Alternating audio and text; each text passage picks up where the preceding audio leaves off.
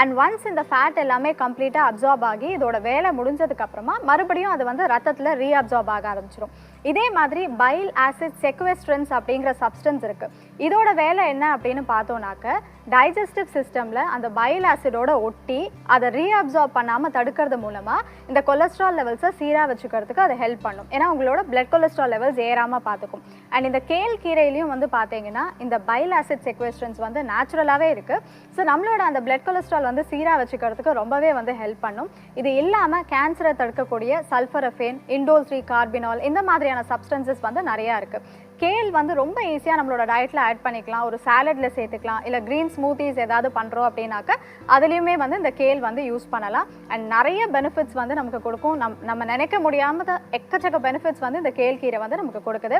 So முடிஞ்ச அளவுக்கு வாரத்தில் ஒரு நாள் அட்லீஸ்ட் இந்த கீரையை வந்து உங்களோட டயட்டில் யூஸ் பண்ண பாருங்கள். நிச்சயம் நிறைய ஹெல்த் பெனிஃபிட்ஸ் கிடைக்கும். மீண்டும்